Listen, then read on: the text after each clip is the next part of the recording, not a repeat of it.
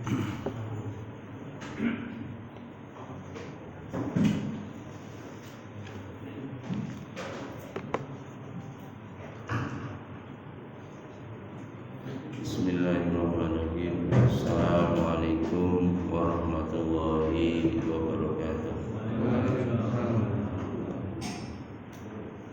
Alhamdulillah wassalatu wassalamu ala Rasulillah wa ala alihi wa ashabihi wa wala la haula wa la quwwata illa billah. Subhanaka la ilma lana illa ma 'allamtana innaka antal alimul hakim.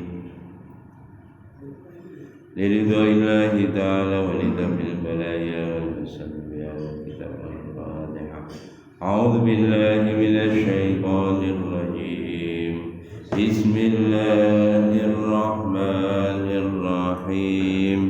Alhamdulillahi rabbil alamin. Ar-Rahmanir Rahim. Maliki yaumiddin. Iyyaka na'budu wa iyyaka nasta'in. Ihdinas siratal mustaqim.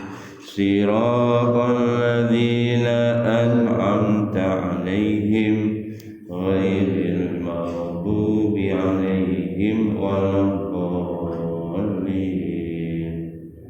Amin. Lanjut babu husnul khuluqi, bab akhlak yang baik. Qala Allah Ta'ala wa innaka la'ala khuluqin 'azim. Allah berfirman, wa innaka sesungguhnya engkau wahai Muhammad la'ala khuluqin 'azim. Sungguh engkau memiliki akhlak yang bagus. Allah memuji kanjeng Nabi Muhammad SAW. Nabi itu memiliki akhlak yang bagus.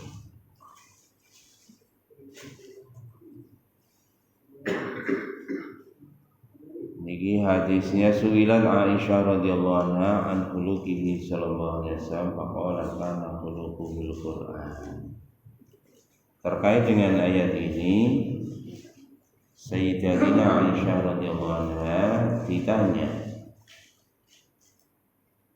tentang akhlaknya Rasulullah SAW. Maka Aisyah menjawab, akhlaknya Rasulullah adalah Qur'an. Quran berjalan, itulah kanjeng Nabi Muhammad sallallahu alaihi wasallam.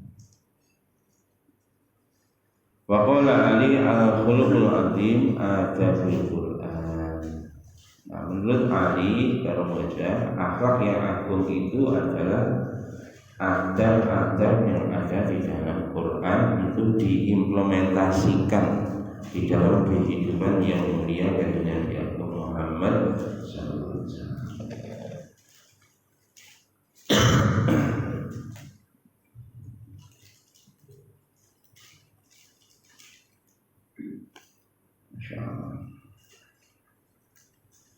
Dan untuk perkara itu adalah Allah SWT mengutus baginda Nabi sallallahu alaihi wasallam.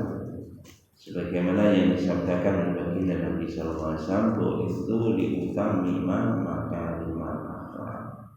aku diutus oleh Allah untuk menyempurnakan akhlak yang mulia.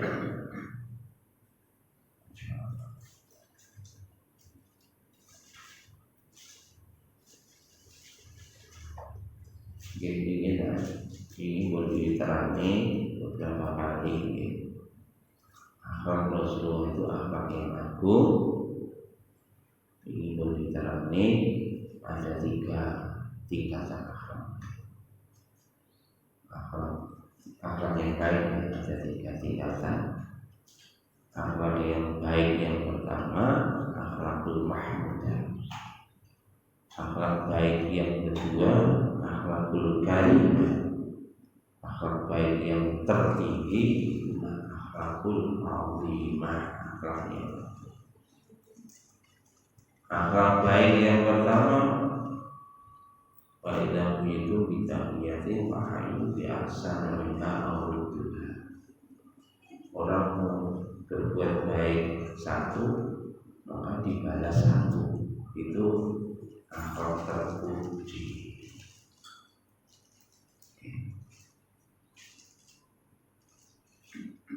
Kalau akhlak yang mulia, diberi kebaikan satu, dibalas dengan kebaikan yang lebih banyak.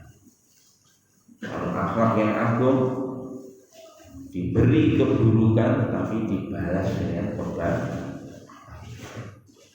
Itulah akhlaknya Nabi Agung Muhammad SAW. Jadi sudah banyak kitab menjelaskan bagaimana akhlaknya Nabi SAW.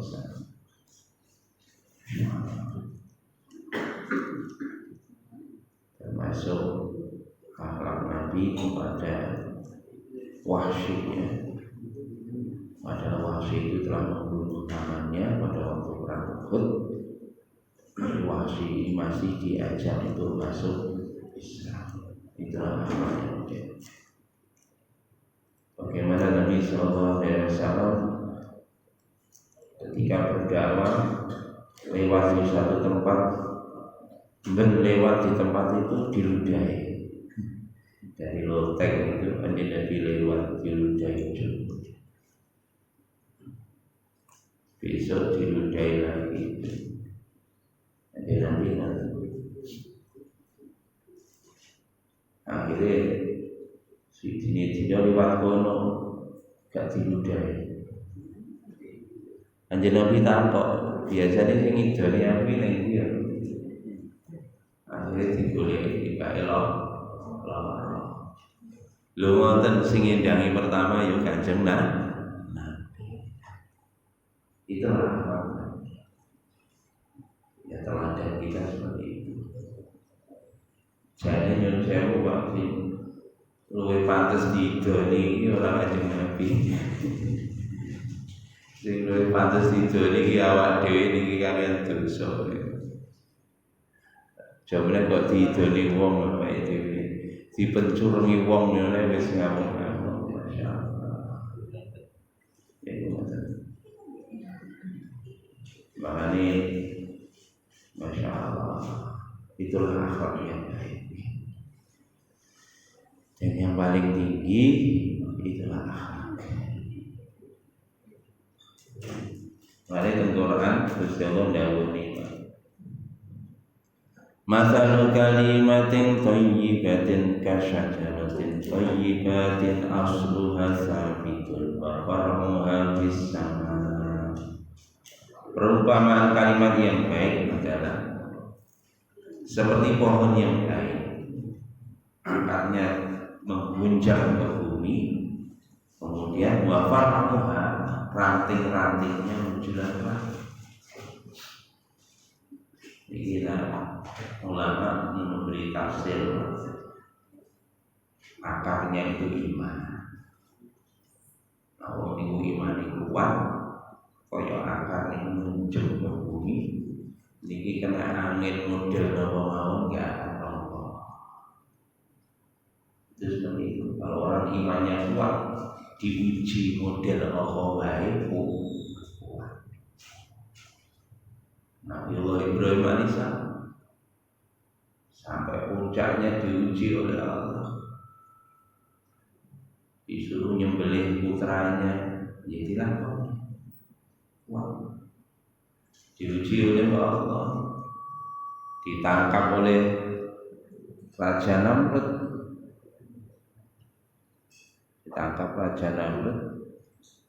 beliau dilempar ke dalam api.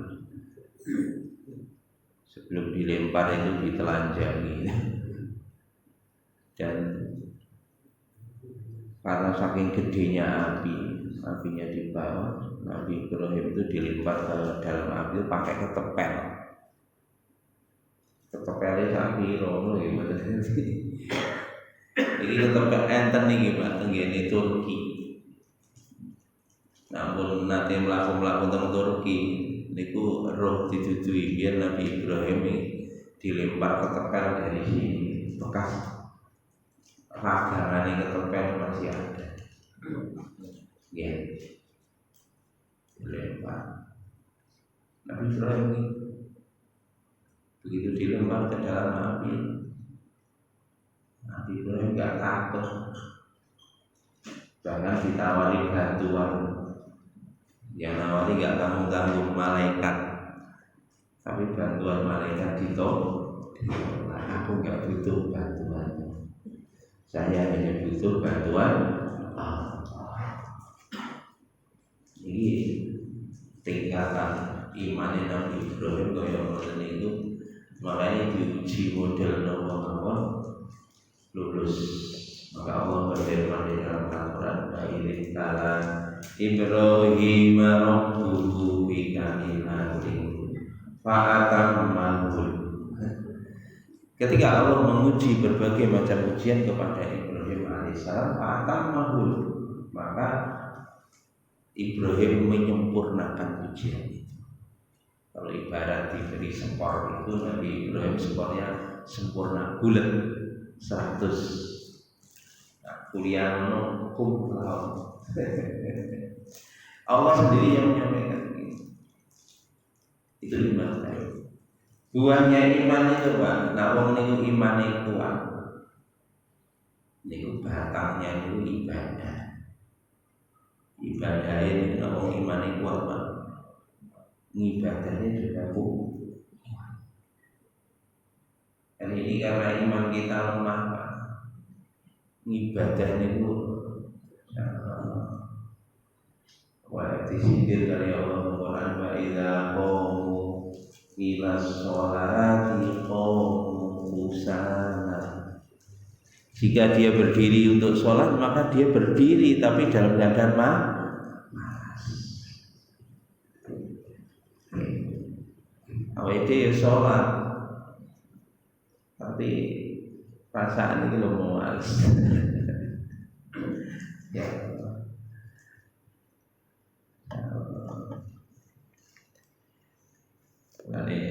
Ini insyaallah jamaah. Jadi saya jamaah tapi tekone dari dewi. Wis katene umat kadang-kadang masbuk, insyaallah. Males. Belum lagi ketika sholat dia males. Imamnya ada Jawa Diki, dia lawes loyo. Kenapa begitu? Imannya lemah. Kalau orang imannya kuat, masya Allah Pak, ibadah itu nikmat. Kenapa? Ibadah bertemu dengan Zat yang Maha Indah, Allah Subhanahu. Makanya kalau di dalam kisah orang-orang soleh terdahulu, begitu sholat Sayyidina Ali karena wajah dicabut anak panah yang menancap di betisnya, dicabut ketika sholat sampai gak sampai gak terasa. Bayangkan anak panah menancap di betis, dicabut ketika sholat gak kros. Ide cepet lamuk. Ya ya itu karena kekuatan iman kuat, kualitas ibadahnya juga bagus. Maka seperti pohon, nah akarnya itu kuat mencengkeram ke tanah, batangnya itu biasanya juga walaupun akarnya nggak besar, akarnya kecil. Contohnya pohon kelapa. Pohon kelapa itu akarnya kecil tapi menjalar jauh sekali kelapa. Maka batangnya kelapa nggak sepiro gede Pak, tapi luar biasa. Digoyang angin modelnya pohon kelapa ini nggak tumbang. Bahkan dia bisa berdiri di tepi tebing. Itu pohon kelapa. Itu batangnya itu adalah iman. Masya Allah. Terus itu ranting-rantingnya itu adalah muamalah. Ranting-rantingnya itu muamalah. Jadi muamalah itu adalah ranting-ranting. Muamalah itu apa ya? Transaksi ya, hubungan ekonomi antar sesama manusia itu muamalah. Nah, wong imane kuat Pak, muamalah ya itu. Imane kuat, imannya lurus, muamalahnya pasti baik. Kenapa? Karena dia kemana-mana merasa dilihat oleh Allah. Waktu semua kemana-mana pertimbangannya bukan mencari keuntungan duit sebanyak-banyaknya, tapi pertimbangannya adalah untuk keselamatan di kampung akhirat. Mikirnya ketika dia jualan bisnis itu bukan mikirnya untung, tetapi bisnis ini menghidupkan muamalah yang dicontohkan oleh, yang diperintahkan oleh Allah, yang dicontohkan oleh Rasulullah SAW. Makanya di dalam hadis at-tajirus shadiqul amin man nabiyyin wasyuhada as-shalihin. Pedagang yang jujur yang dapat dipercaya nanti dibangkitkan oleh Allah bersama dengan para nabi. Masya Allah. Para siddiqin, para syuhada dibangkitkan bersama para nabi. Iku mau imane kuat, muamalahnya.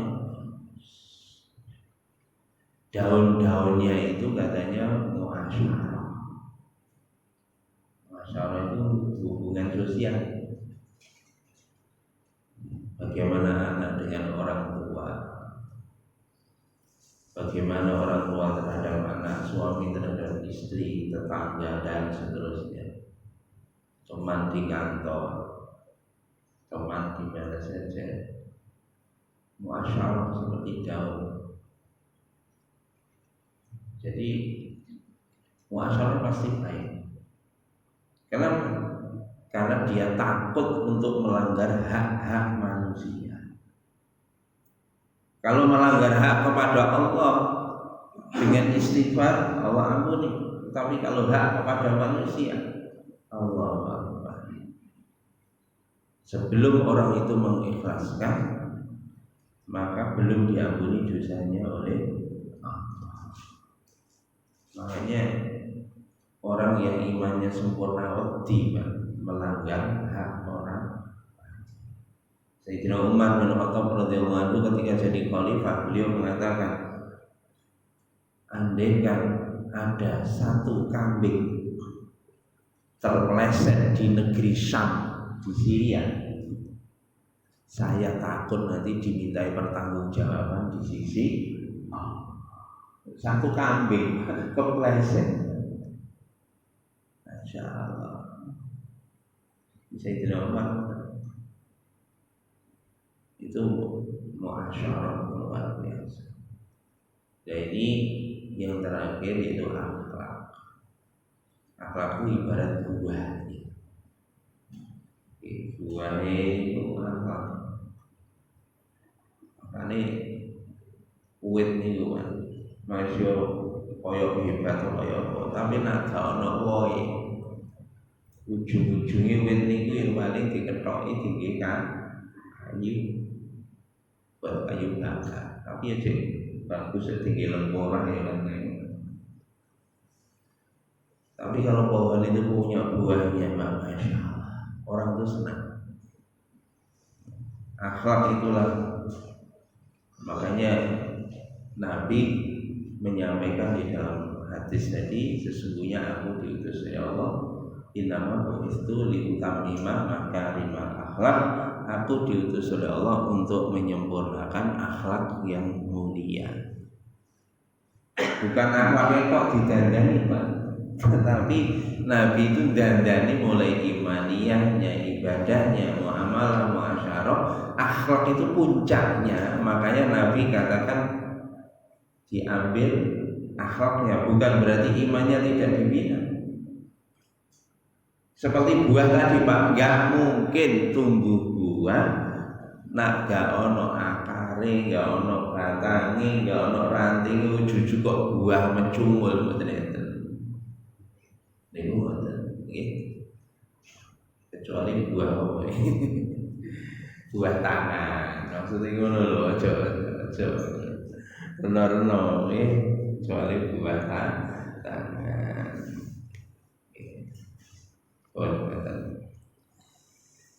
Kemudian firman Allah lagi terkait dengan akhlak.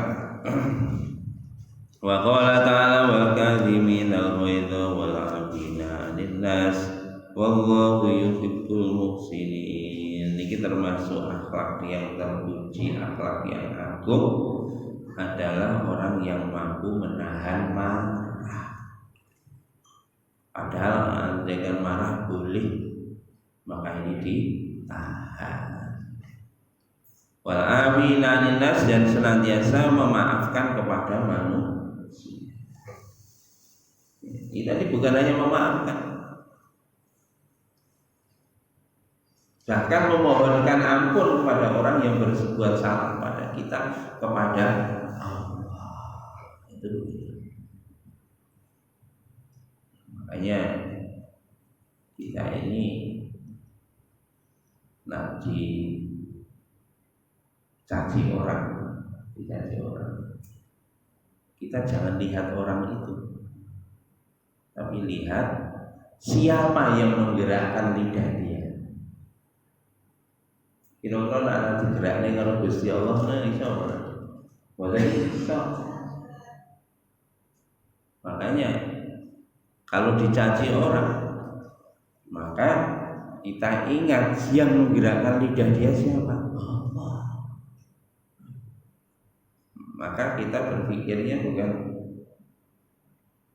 nak dilihat orang itu kita dicaci Pak, ngamuk kita, oh kurang ajar kan, titenono, iya, nak sing ngilok-ngilok ini dewi lanang, ayo, nak lanang tenan, ngoten ya. Tapi nak yang melihat itu Allah. Begitu diilok-ilok nih awal dia langsung alhamdulillah. Nak perlu sing ngilok-ilok nih diwai duit. Matur nuwun sampean ngilok nih aku. Napa Pak? Nggih, nak ngilok-ngilok nih wong niku awake dhewe diwehi pahala kali Gusti Allah. Diijoli dosane awake dhewe diwehne ning sing ngilok nih. Dirasani wong nggih ngono. Dirasani wong iki awake dhewe diwehi ganjaran gratis. Masyaallah. Mulane semakin diilok-ilokno niku dosane awake dhewe saya sudo, ganjarane saya tambah ganjaran dengan cara yang sangat murah. Makanya nak perlu nih mau ngilok-ngilok nih mau diwe-diwe ya matur nuwun. Ganjaran kuis. Aku wis oleh tambahan gratis. Dijak mangan nak perlu.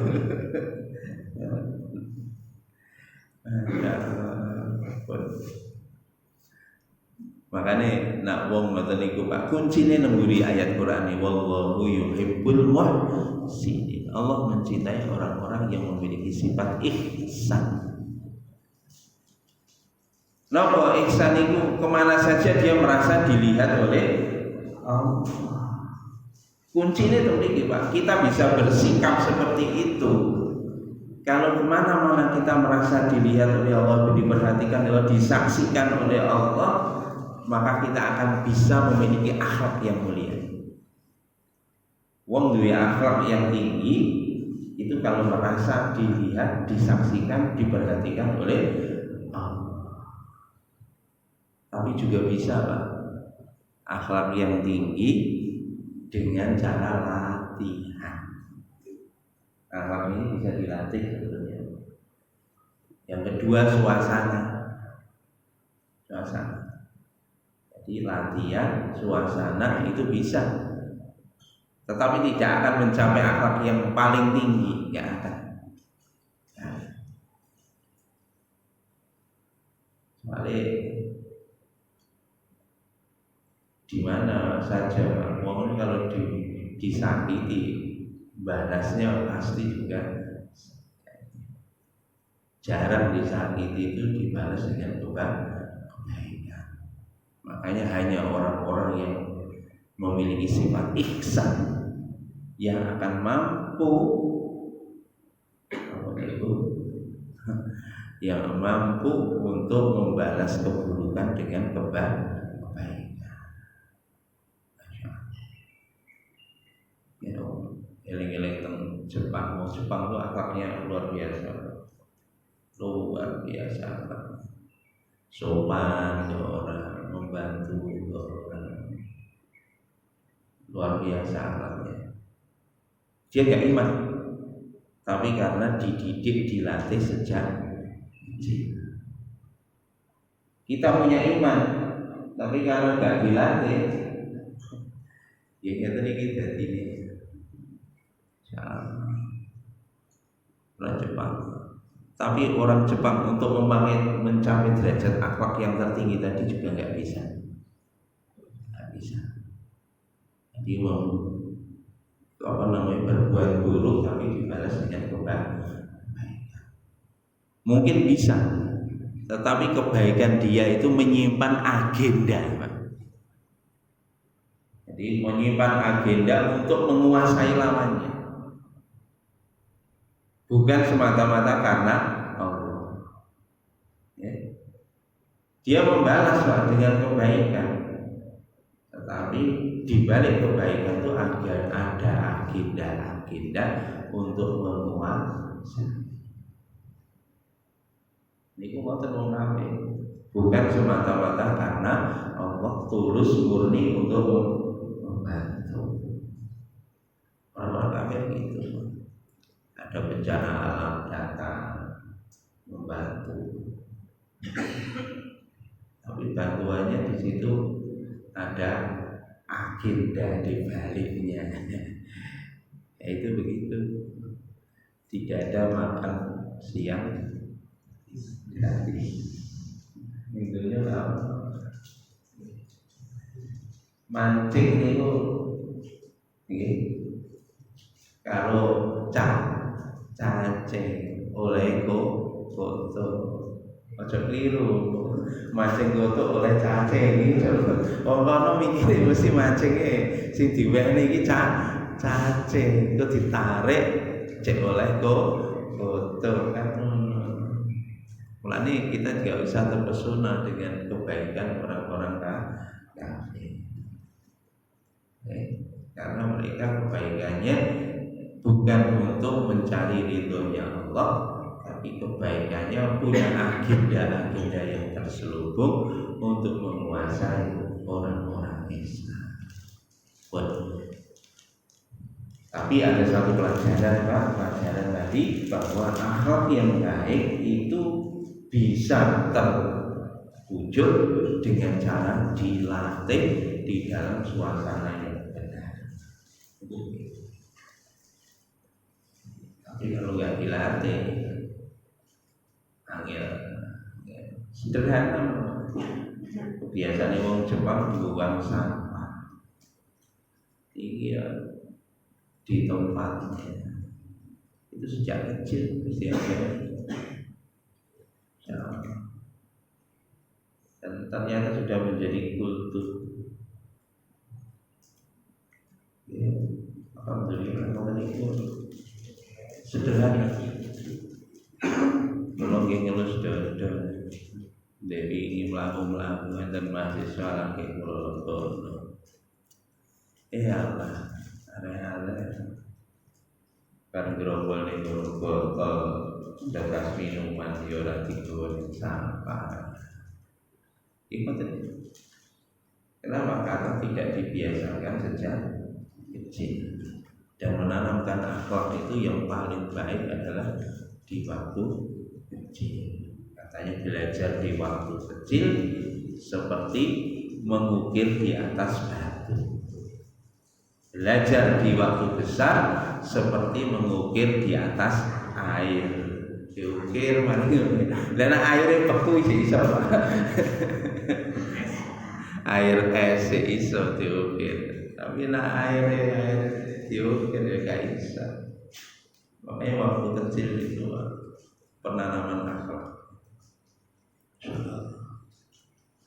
Anak pulau yang lahir di Jepang itu, kalau heran padahal sih lahir ini biasa buang sampah di tempatnya. Dan kalau disuruh buang sampah itu dengan senang. Aku ya heran, apa tidak dikon lahir yang kono ya? Ini kalau heran. Yang lain-lainnya gitu, nanti kompon buang, tidak kompon peng piro-piro, masih ini kayak ternyata suasana itu mempengaruhi, suasana mempengaruhi. Dan ternyata memang kebiasaan ibu ketika hamil itu menginspirasi kepada anak. Jadi dulu ibunya kan, karena hati-hati terus ini orang sana buang sampah terus, jadi hati-hati terus, bahkan sampah dipilah-pilah begitu kan, akhirnya ternyata menginspirasi kepada bayi yang ada di dalam perut. Itu kira-kira begitu. Masya Allah, mulai ibu melatih akhlak seperti itu gitu. Walaupun kita di negeri kafir, kita bisa ambil pelajaran dari mereka untuk membiasakan akhlak yang baik. Bahkan kita Nabi diperintahkan untuk menyempurnakan akhlak yang mulia. Wong Jepang pun akhlaknya baik Pak, tapi perlu disempurnakan apa? Dengan iman.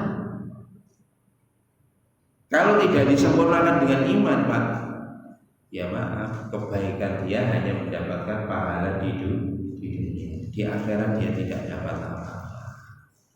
Kasihan mereka. Makanya perlu disempurnakan dengan iman yang sempurna. Masya Allah. Makanya kan beberapa waktu lalu kan ada viral jamaah haji dari Jepang, orang Jepang pergi haji, dia kerjaannya menguti sampah yang berjajaran. Itu sampai viral. Ya, itu memang kebiasaan mereka. Dan itu sebetulnya akhlak itu harusnya dimiliki oleh orang Islam. Ini dalilnya ngelotok an-nadhafatu minal iman. Ngelotok dalilnya lakone nol. Soalnya nopo tidak dibiasakan. Makanya salah. Itu kita latih diri kita seperti itu. Jangan menganggap hal itu adalah sepele. Termasuk orang Jepang, walaupun dulu nggak ada corona, Pak, itu kalau pilek itu mesti pakai masker. Kemana saja kalau sudah pilek pakai masker. Saat dulu corona sebelum hari itu seperti itu, karena nggak mau mengganggu orang lain. Putih-putih nggak asu, tapi Pak, niku nak asu ning ising taine asu niku dipungut, Pak. Nanti dibuang di tempat sampah. Jadi nggak asu, tapi dia tidak mau ngotori orang lain. Awake dhewe ngopeni ayam yang lagi tonggo. Nggak pernah mikir menurut jane aku bantu memberi pupuk, jadi ngono. Ya Allah. Lanjut hadis Nabi sallallahu alaihi wasallam, Anas radhiyallahu anhu qala kana Rasulullah sallallahu alaihi wasallam ahsanun nasi khuluqan, muttafaqun alaih. Dari Anas radhiyallahu anhu berkata, dulu Rasulullah sallallahu alaihi wasallam menyampaikan, menyampaikan apa yang disampaikan Nabi, ahsanan nasi, sebaik-baik manusia, khuluqan, akhlaknya. Karena Rasulullah ahsanan nasi khuluqan, dulu kata Anas, orang yang paling baik akhlaknya adalah Kanjeng Nabi Agung Muhammad sallallahu alaihi wasallam. Jadi orang yang paling baik akhlaknya tiada lain adalah Kanjeng Nabi Agung Muhammad sallallahu alaihi wasallam. Aksanan nasi khuluqan. Jadi dari manusia sak dunia mulai zaman Nabi Adam sampai yang terakhir, maka akhlaknya yang terbaik ya akhlaknya Kanjeng Nabi Agung Muhammad sallallahu alaihi wasallam.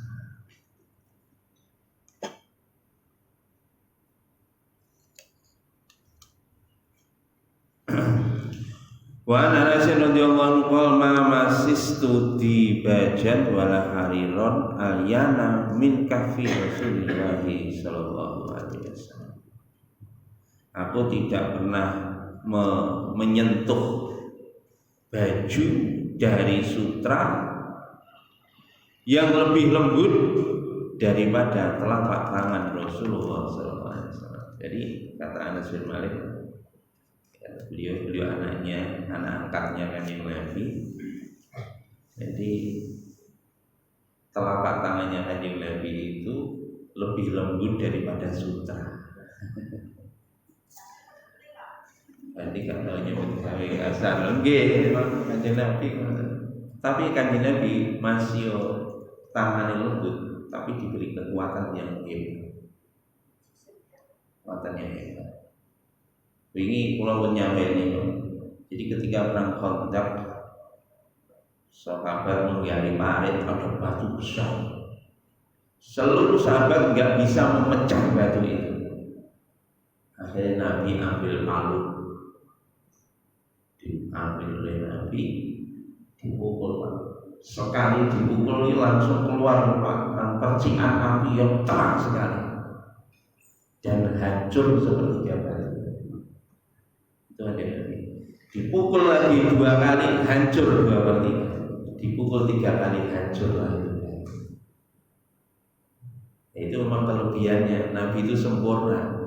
Beliau kuat, beliau perkasa, tapi tangannya lembut. Itu tangan Nabi tadi sama-sama. Nanti ini tangannya lembut, tapi ya belum kerja kasar. Saya tangannya lembut betul-betul kerja. Wala syamitu raihatan qatun ajatu min raihati Rasulillah sallallahu alaihi wasallam, dan aku tidak pernah membau bauan minyak yang paling harum melebihi bau keringatnya Rasulullah. Nabi keringatnya ambil wangi. Coba keringatnya wangi dulu. Belum kayak Walaqad qadamtu Rasulullah SAW. Sungguh aku telah melayani Nabi selama 10 tahun. Famaqala liqatun uff. Nabi tidak pernah mengatakan kepadaku uff. Jadi Nabi Sayyidina Anas melayani Nabi SAW selama 10 tahun. Nabi tidak pernah mengatakan tanda gak suka.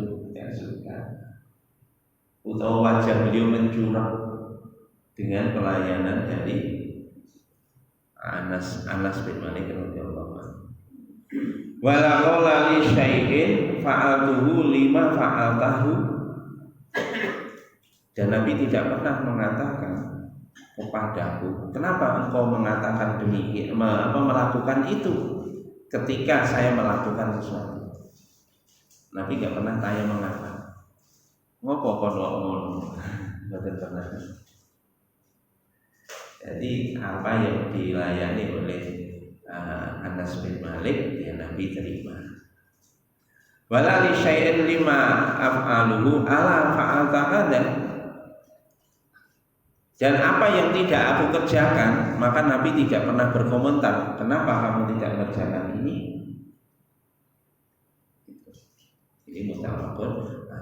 Jadi ini termasuk contoh Nabi berakhlak kepada ya pembantunya ya. Pada pembantu itu seperti itu.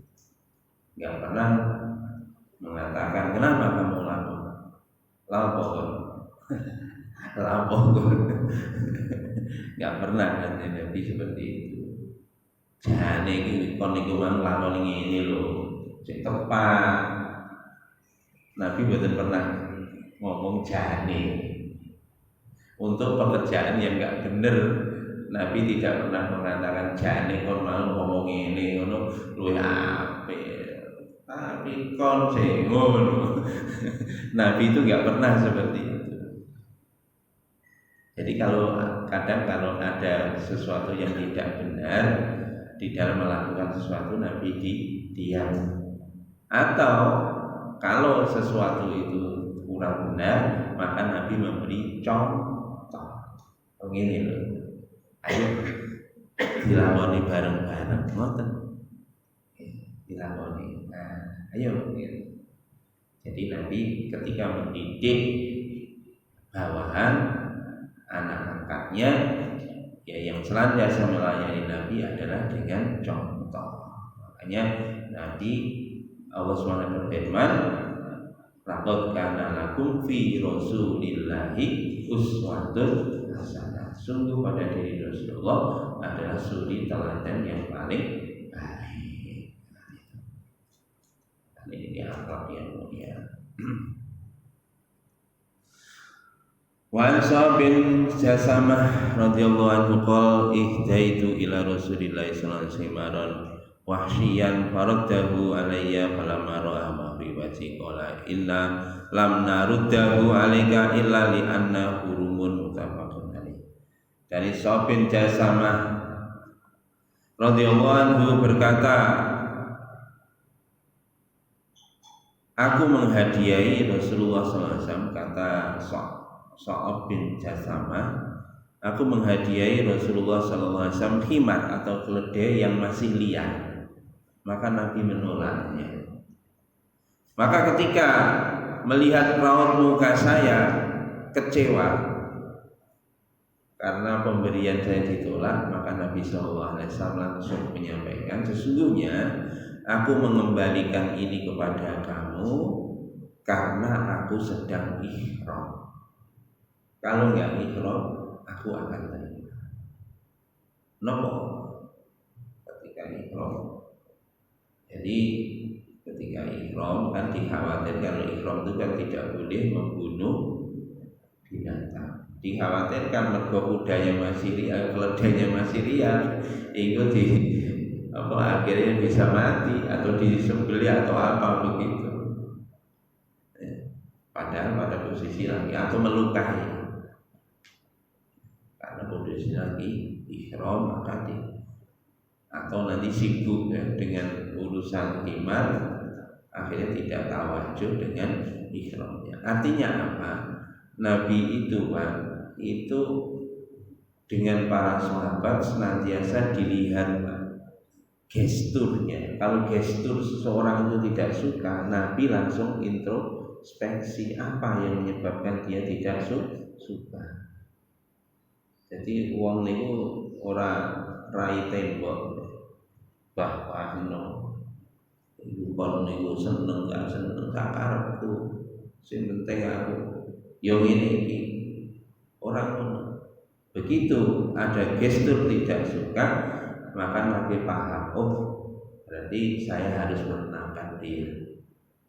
Aku menolak bukan karena benci kepadamu, karena aku sedang melakukan aktivitas yang jauh lebih penting. Artinya ketika orang gesturnya itu tidak suka, maka kita berusaha untuk menenangkannya. Nabi begitu. Karena Nabi kepada istri-istrinya juga begitu. Bojone lagi sewot ngoten ditenangkan oleh Kanjeng Nabi. Sampai kebablasan, akhirnya ditegur sama Gusti.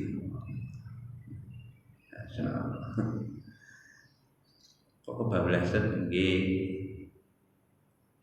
Jadi pernah Nabi itu dihadiahi madu oleh salah seorang istrinya.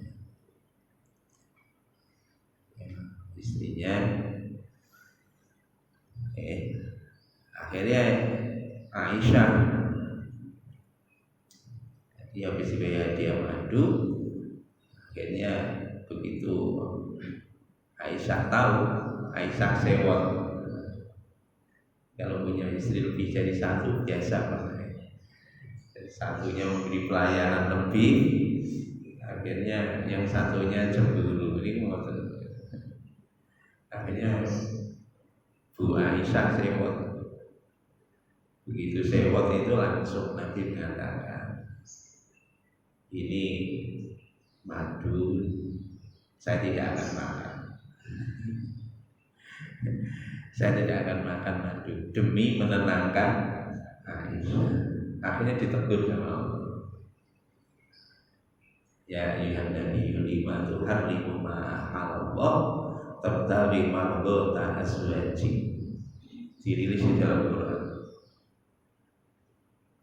Wahai Nabi, kenapa engkau mengharamkan perkara yang dihalalkan oleh Allah demi untuk keridhaan istri kamu? Padahal Nabi gak mau menghukumi haram, betul. Mau betul kesaudarahan demi menenangkan istrinya. Itu begitu. Nabi senantiasa, artinya ini cerita ini, Nabi itu kalau lihat orang-orang itu gesturnya tidak suka, maka Nabi berusaha untuk menenangkan. Bahkan kebablasan akhirnya resikonya seperti itu. Tapi jadi dalil hukum, dalil hukum kita tidak boleh mengharamkan perkara yang sudah dihalalkan oleh Allah gara-gara untuk keridhaan seseorang. Tidak boleh. Halal halal, haram haram. Hanya begitu. Insyaallah. Itulah akhlak yang mulia bagi Nabi SAW. Dan Nabi menyampaikan bahwa akhlak yang terbaik itulah nanti yang akan menjadi ukuran seseorang derajatnya di sisi Allah Subhanahu wa Ta'ala. Jadi bukannya takwa, betul.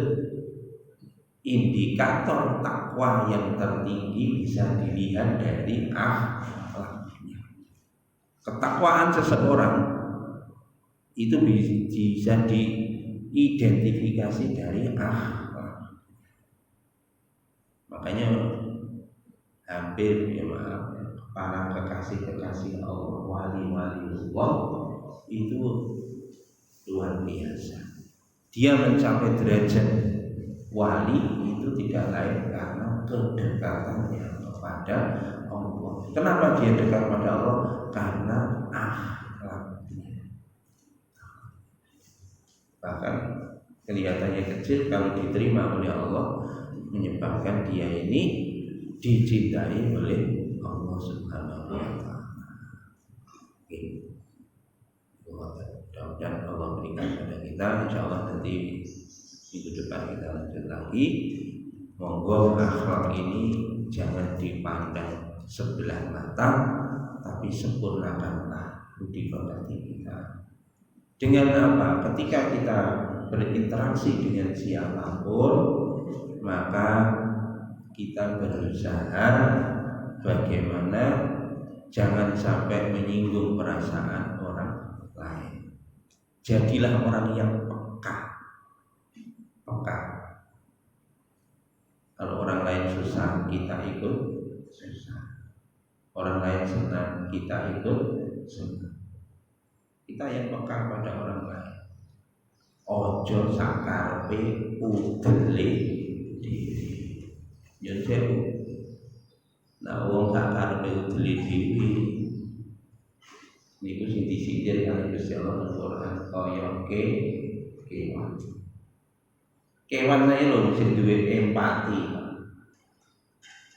Kewan itu masih punya empati. Tapi manusia kadang hilang empatinya. Kalau coba korban sapi koncone dibelah, jadinya we suka kolak doyan mah. Gak punya perasaan sapi. Mulane nek wong gak peka kepada orang lain kaya sapi.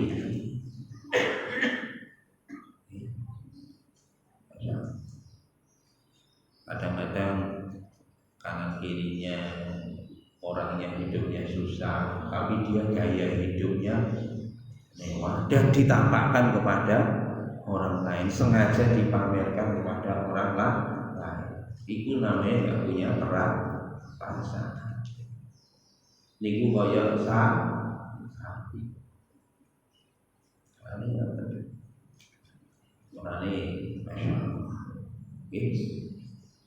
Kita bina akhlak kita dengan peka terhadap sekeliling kita. Jadilah kita ini menjadi seperti gula. Gula ini kan nenek kopi, ini teh atau kopi, gak pernah diomong kopi ini lebih. Padahal siapa yang lebih gula, gak pernah diomong gula ini. Tapi ya ini sing dilem tambah kopi. Gula darah juga ya. Nah, begitu enek eleke sing diomong gula sane. Nikulah jadilah kamu seperti gula. Waduh, enek eleke lah aku. Nggih mboten napa-napa. Nek enek apike wong liya, nek enek eleke itulah akhlak yang baik. Ya, teman-teman, insyaallah kita lanjutkan beberapa lagi. Ada benda dari Allah, salah dari saya. Tutup dengan berdoa. Subhanallah wa bihamdika, asyhadu an la ilaha illa anta, Assalamualaikum warahmatullahi wabarakatuh.